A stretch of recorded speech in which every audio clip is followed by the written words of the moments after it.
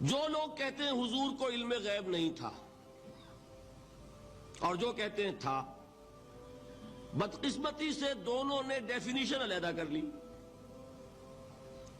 جو ڈیفینیشن نفی کرنے والوں نے کی ہے اس کی وجہ سے، اس کے اعتبار سے واقعتاً نہیں تھا۔ انہوں نے ڈیفینیشن یہ کی ہے، تعریف یہ کی ہے، وہ علم جو خود حاصل ہو جائے، اللہ کا عطا کردہ علم جو ہے وہ کہتے وہ غیب نہیں ہے۔ تو وہ بھی مانتے ہیں کہ ہر علم جو حضور کو حاصل ہے وہ اللہ کا عطا کردہ۔ میں سائی والی میں یہ سارے مرحلے میں نے طے کیے نا اپنے زمانہ طالب علمی میں۔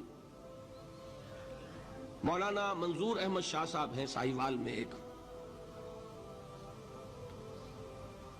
میں ان کے پاس حاضر ہوا۔ میں نے کہا جی یہ مسئلہ کیا ہے علم غیب کا، مجھے ذرا سمجھائیں۔ انہوں نے ایک کتاب اپنی نکالی کہ دیکھیے صاحب، ہم حضور کے علم کے بارے میں یہ باتیں مانتے ہیں۔ حضور کا علم حادث ہے، قدیم نہیں ہے۔ حضور کا علم محدود ہے، لا محدود نہیں ہے۔ حضور کا علم عطا کردہ ہے، ذاتی نہیں ہے۔ میں نے کہا یہ تین باتیں اگر آپ مان لیں تو میرا تو جھگڑا کوئی نہیں آپ سے۔ ہوتا کیا ہے، جب آئیں گے وعظ میں، خطابت میں، تو عالم ما کان وما یکون، اب الفاظ وہ استعمال کر جائیں گے۔ ایک واعظ ہے، عام مقرر ہے، واہ واہ ہوتی ہی نہیں، نعرے لگتے ہی نہیں، محفل میں گرمی آتی نہیں جب تک کہ ایسے مبالغے نہ کریں۔ لیکن وہ چیز لکھی ہوئی ان کے ہاں ہے کہ حضور کا علم حادث ہے، قدیم نہیں ہے۔ حضور کا علم محدود ہے، لا محدود نہیں ہے۔ حضور کا علم عطائی ہے، ذاتی نہیں ہے۔ ان تینوں چیزوں کے بعد کوئی بڑے سے بڑا وہابی اور بڑے سے بڑا اہل حدیث بھی انکار نہیں کرتا۔ باقی یہ بات جان لیجئے کہ غیب اور حضور یا شہادہ یہ در حقیقت عام انسانوں کے اعتبار سے الفاظ استعمال ہوئے۔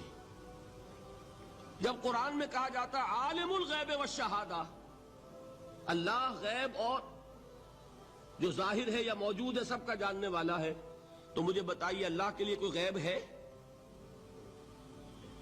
اللہ کے لیے کوئی شے غیب ہے؟ تو کیوں کہا جا رہا ہے عالم الغیب والشہادہ؟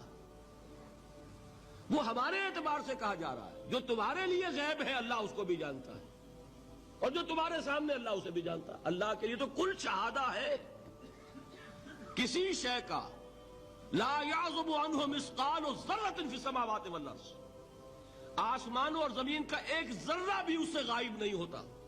غیب کا وجود کیا اللہ کے لیے؟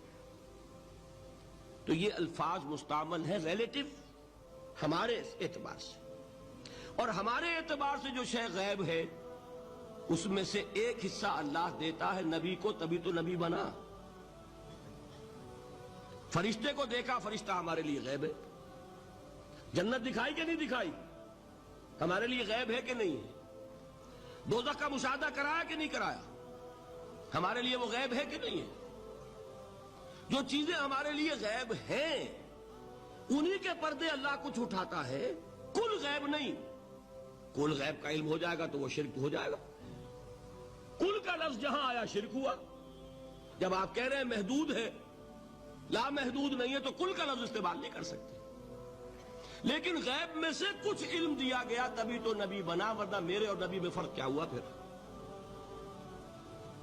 البتہ یہ کہ وہ غیب کا علم ہو یا حاضر کا علم ہو، سائنٹیفک نالج ہو یا وحی کا علم ہو، کوئی بھی علم ہو، آیت الکرسی کے الفاظ نوٹ کیجئے، یعلم ما فی السماوات وما فی الارض، وہ جانتا ہے، ولا یحیطون بشیء من علمہ الا بما شاء، مخلوق میں سے کوئی بھی اس کے علم میں سے احاطہ نہیں کر سکتا مگر جتنا وہ چاہے۔